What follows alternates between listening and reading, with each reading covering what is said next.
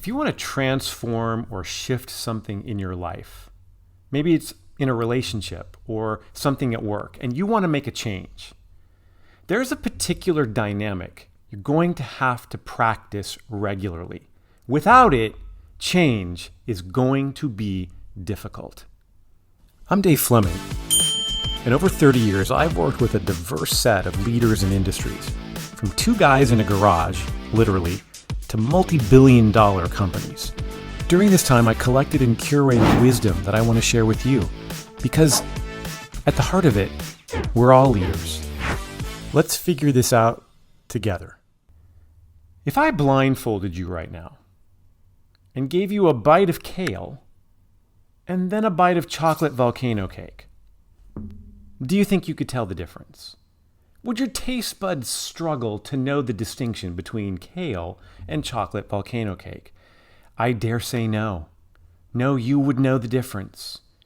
There's no denying the difference between kale, good for you, chocolate volcano cake, lovely to taste, but not so good for you.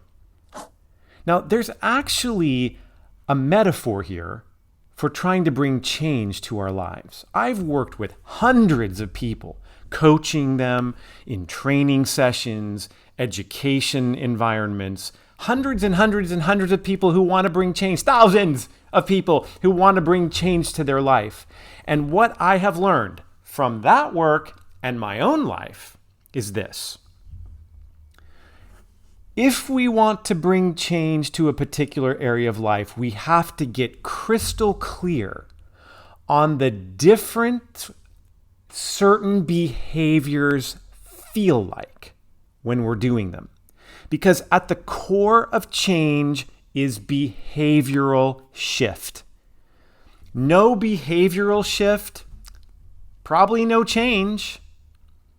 That's why when you're really trying to bring change to your life, you have to be able to identify a behavior so clearly that you want less of, and another behavior so clearly that you want more of, that it becomes very, very easy to spot the difference.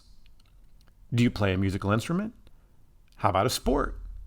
These are great ways to test this theory. If you're trying to learn how to play the guitar and you're trying to learn how to hold the neck of the guitar, your hand has to come around the neck of the guitar a certain way so that you can actually make the chords. And there's a real difference if your hand is flat and your hand is curved. I mean, there's no mistaking the difference between those feels. There's no mistaking the difference between how a curved hand gives you more access to the guitar neck. It's the same in any change. If you're trying to bring change to your personal life, say you want to be less reactive. Maybe you're a leader of a team and you want to listen better. Whatever it might be. Once you've identified the area for change, you have just begun the work.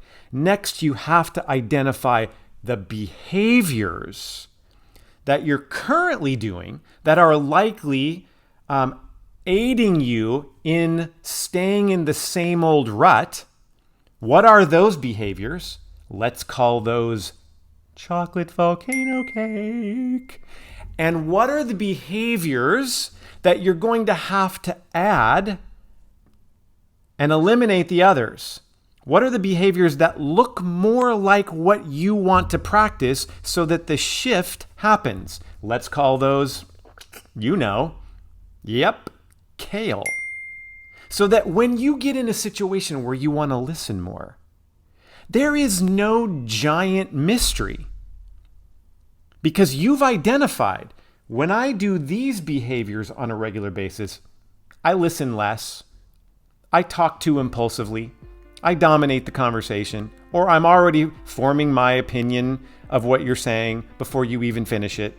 I see those chocolate volcano-like actions, chocolate volcano cake-like actions. And then over here, I withhold my thinking. I try not to hold on to an opinion in my mind while you're talking. I try to really focus on you. I try to look at you. I try to listen to your words. I try to have curiosity around your words and not just be dicing them to smithereens in my mind. Do you think you would know the difference between forming an opinion so you can crush someone when they're talking and listening with curiosity so you can really understand them? I mean, would that be an easy thing to know the difference? Chocolate volcano cake, kale. Change fails often because we don't get down to the place of behavioral shift, right down to how we're behaving in a particular moment that needs to shift and what behaviors instead need to replace it. So what I like to say to some of the people that I coach is this: if you're trying to bring change, change your behavior.